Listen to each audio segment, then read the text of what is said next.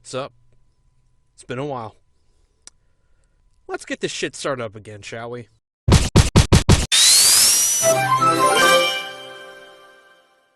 Hello all of YouTube, it's me, your favorite, gamer?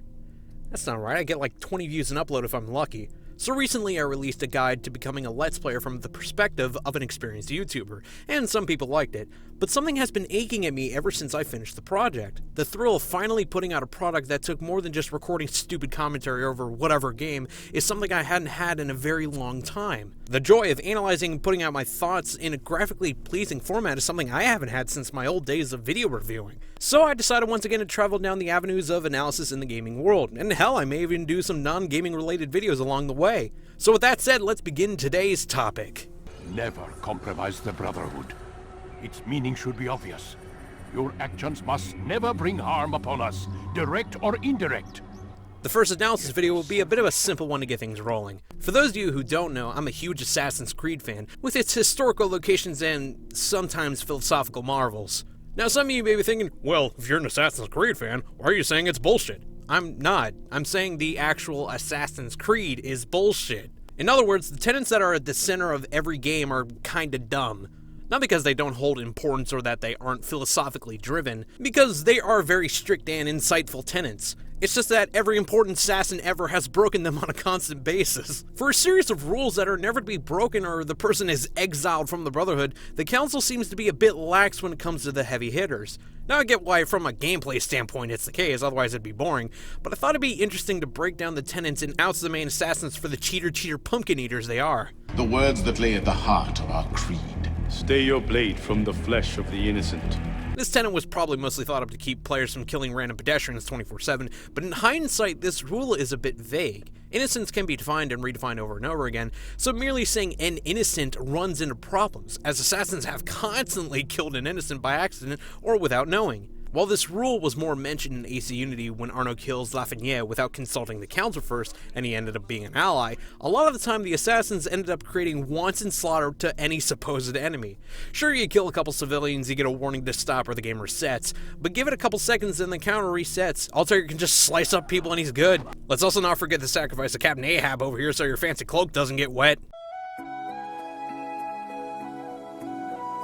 The tenet was then made more complicated when the police type of enemies started coming into the mix, since they're just trying to do their job and stop you from murdering people. The police type, ranging from fellow revolutionaries to police later on, isn't considered an innocent from a gameplay perspective, or if you kill a pedestrian, you were penalized. Is innocence subjective to the ideals of the assassins, or is innocence considered not involved in the assassins versus Templars conflict?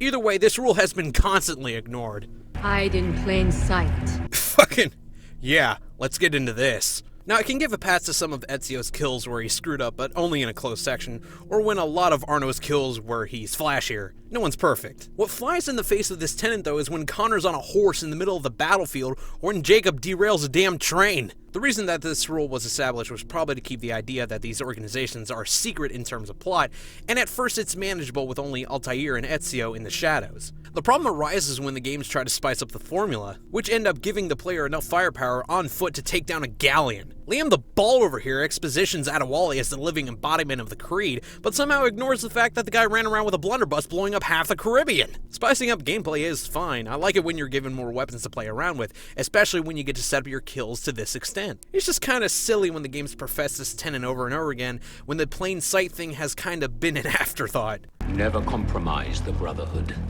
Now, as this tenet has been explained, compromising the Brotherhood would entail disclosing information to either innocents or enemies, or somehow, in a motion of treason or neglect, disrupt the Brotherhood itself. If that's the case, every assassin should be fired. They've all broken this rule. Altair murdered Abbas when he assumed control of the Brotherhood, albeit Abbas was being a boob anyway. Ezio let a target escape to reassume Templar control of Rome. Connor disclosed assassin operations to the American government. Edward was, well, he was being Edward. Arno fucked up, like, everything, and Evie Fry constantly gets involved in conflicts that have nothing to do with the assassins themselves. Oh, and Jacob Fry makes a huge gang or something. In the heat of the moment. For a secret organization, it's quite interesting how much they've pretty much announced their presence to almost everyone and almost brought ruin upon themselves. The Templars are better at keeping things secret, and one of them was the Pope! Hell, it took one guy to dismantle all assassin operations in the American colonies, on his own pretty much. This order just seems structurally unsound.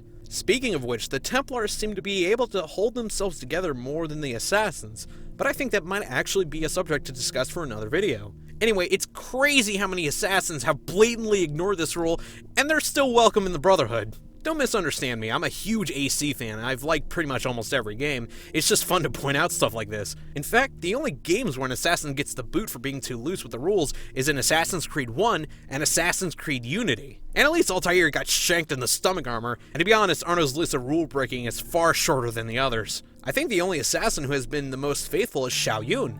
She doesn't kill innocents, she stays in the shadows, and she doesn't compromise the Brotherhood in any way. Not even that, it seems like after the events of Chronicles China, the Chinese Brotherhood seems to be relatively peaceful. So we can conclude that the best assassin is Xiao Yun. Get fucked, Ezio. So with that, that's pretty much why the Assassin's Creed is bullshit, because no one follows it. Bunch of rule breakers. Hey guys, thanks for watching my first DGG Revolution video in a long time. I appreciate all you guys for sticking around for so long, and hope you enjoyed this video. If you liked it, leave a like and comment down below what topic you would like to see me tackle. Once again, thanks for watching, and I hope you all have a nice day.